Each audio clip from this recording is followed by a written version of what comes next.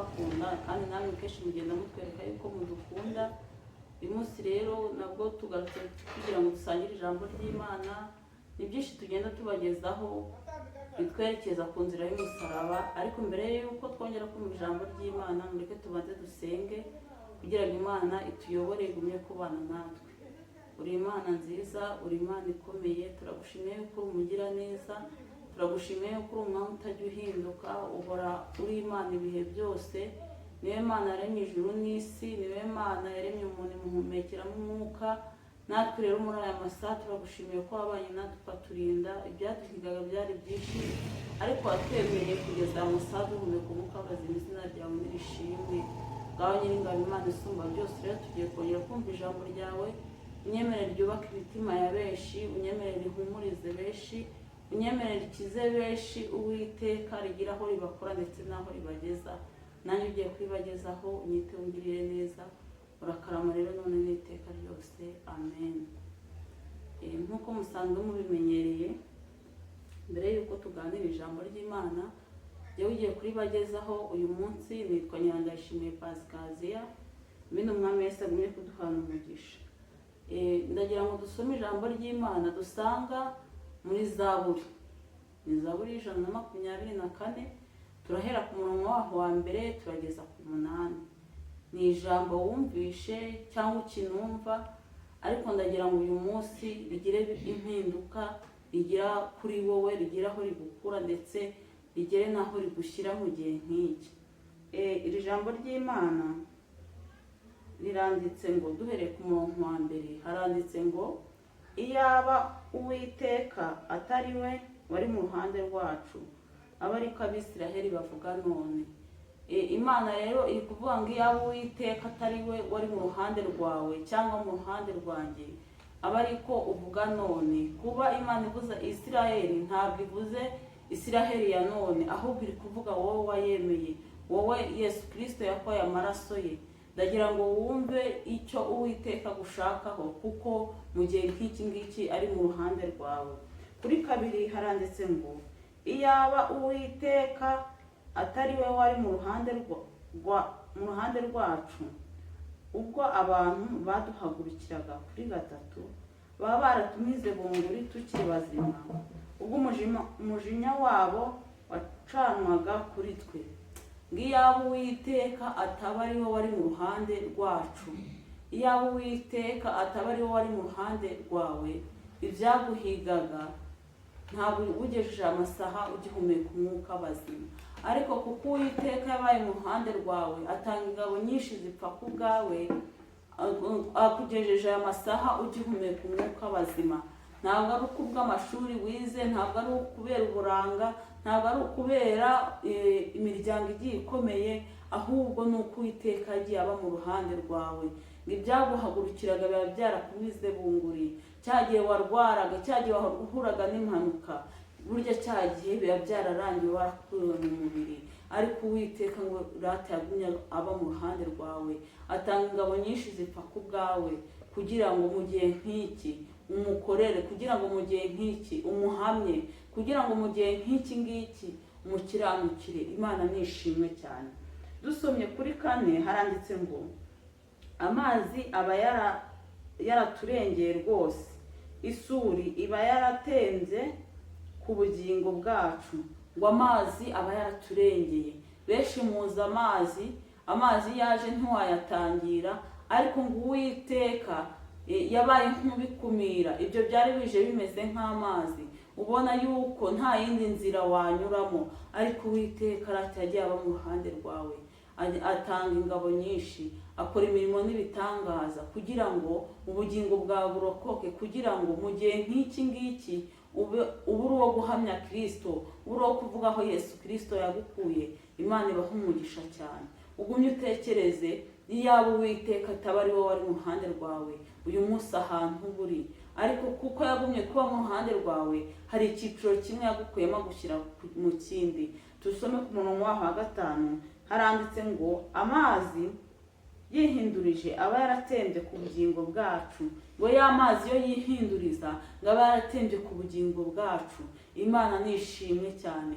ubugingo bwacu burarindwa, ubugingo bwacu Imana ibwitaho uko bwije n'uko bukeye.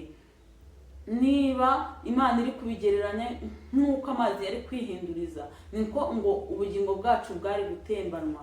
Ariko Imana yabanye nawe mu myaka yose itambutse, ubu ngubu uracyari mu gakiza, ubu ngubu uracyakorera Imana. Ndakwinginga kugira ngo ugumye gutekereza ukuntu Uwiteka agumye kuba mu ruhande rwawe, akakurinda byinshi, akakurinda indwara z'ibyorezo. Uwiteka akagumya kuba mu ruhande rwawe. Niyo mpamvu mu gihe nk'iki uba ukwiye kumukorera, kuko ashobora byose, kuko yakurindiye ubugingo, akurindira ibyawe, akurindira mu kazi ukora uko bwije n'uko bukeye. Nyamara abandi barakora bikanga, ariko wowe uri gukora bikemera. N'Uwiteka wanze yuko utembanwa n'ayo mazi, n'Uwiteka abaye mu ruhande rwawe. Imana igumye gushimwa cyane. Dukomeze dusome n'umurongo waho wa 6. Haranditse ngo Uwiteka ahimbazwe utadutanze kuba nk'umuhigo w'amenyo yabo. Imana nishimwe cyane.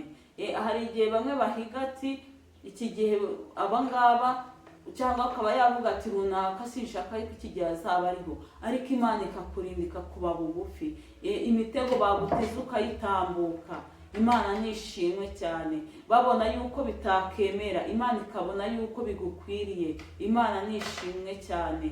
Iyo mitego rero baba bavuga ati ntabwo azabirokoka, ntabwo byakunda, ntabwo yakora byemere, ntabwo abana be baziga barangize. Ariko Uwiteka ibyo byose akabikora kwesha icyubahiro. Abana bakiga bakarangiza, bakava muri pirimeri bakageza za kaminuza, ndetse bakabona n'akazi. Imana yo niyo idukingira, kuko iba yabaye mu ruhande rwacu. Imana nihabwa icyubahiro. Kuri 7 haranditse ngo ubugingo bwacu bukize nk'uko inyoni iva mu kigoyi cy'abagoyi. Ikigoyi kiracitse, natwe tuvamo turakira. Imana nishimwe cyane. Ngo ubugingo bwacu bukize nk'uko inyoni iva mu kigoyi. Hari igihe ushobora guhura n'ikibazo atari wowe biturutse, ahubwo hari aho biturutse, ariko Imana ikagira ute ikabikurinda, igagukura mu icyo kigoyi cy'abagoyi bagushyizemo, babona yuko bitashoboka, babona yuko utabyara. Ariko ni Imana itanga urubyaro, ni Imana ishoboye, ni Imana yihagije, kandi igiye gukora ntabwo yigisha inama, ikora nk'Imana iteka ryose, kuko yitwa ndiho kandi izahoraho. Yageze ibwira Mose ngo nitwa ndiho, ndi Uwiteka kandi nzahoraho. Imana nishimwe cyane. Ariko ikarinda ubugingo bwawe, ikarinda ibyawe, ikanga yuko ubugingo bwawe utembanwa n'amazi, ikanga yuko ubugingo bwawe utembanwa n'iki gihe turimo, ikagumya ikaburinda. Imana nishimwe cyane. Kugiturinda yuko twasekwa, yuko twamwara, ahubwo ikaduhagararaho, ikatubera ubwihisho, kuko yagumye kuba mu ruhande rwacu. Imana nihabwa icyubahiro. Iyi zaburi ni nziza cyane, iraduhumuriza, kuko Uwiteka agumye kuba mu ruhande rwacu. Mureka dusome no ku gice cyaho cya 8. Haranditse ngo gutabarwa kwacu kubonerwa mu izina ry'Uwiteka waremye ijuru n'isi. Imana nishimwe cyane. Ngo gutabarwa kwacu kubonerwa mu izina ry'Imana yaremye ijuru n'isi. Ntabwo ari Imana, ntabwo ari ikigirwamana, ntabwo ari imiryango ikomeye, ahubwo gutabarwa kwacu kubonerwa mu izina ry'Uwiteka Imana isumba byose. Ushobora kuvuga ati gutabarwa kwanjye kuzava kuko nize amashuri menshi, gutabarwa kwanjye kuzava ko ufite imiryango ikomeye. Hoya, ahubwo duhanga amaso Uwiteka, kuko ari we uturindira ubugingo uko bwije n'uko bukeye, n'ubuzima bwacu bufite mu kiganza cye. Nta handi gutabarwa kwacu kuzava usibye ku Uwiteka, nta handi gukizwa bizava usibye ku Uwiteka, nta handi kubona ubugingo bushya bizava usibye ku Uwiteka. Kuko ngo gutabarwa kwacu niho kuva, aho abana b'abantu babona yuko bitashoboka, ariko gutabarwa kwacu dusanze yuko kujya kuva hehe? Ku Uwiteka Imana isumba byose. Imana ishimwe cyane. Ariko muri aka kanya tekereza neza, niba Uwiteka koko yagumye kuba mu ruhande rwawe, niba yarakurinze byinshi, wicare wisuzume uvuga ati se cyagiye ku Uwiteka yabanye nanjye akankiza uburwayi, akankiza kanseri, nkakira indwara z'ibyorezo zagiye ziza zitandukanye, akankiza impanuka.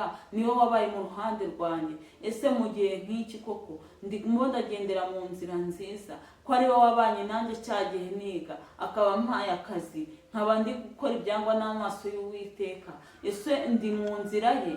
Kuko Uwiteka ajya aba mu ruhande rwawe akakurinda byinshi. Ongera utekereze ngo iyaba Uwiteka ataba ari wowe wari mu ruhande rwanjye, urebe ibintu byose wagiye uhura nabyo akabikurinda. Ariko reba mu gihe nk'iki, niba ukiri muri ya nzira, niba ukiri mu gakiza gafatika, niba ugisura abarwayi, niba ugifasha imfubyi n'abapfakazi, kuko wigeze uhiga cya gihe uri mu bigeragezo, uravuga ati Uwiteka nkiza ibi n'ibi, nzagukorera, nzakuvugira, nzasura abakene, nzafasha imfubyi n'abapfakazi, nzasura abarwayi.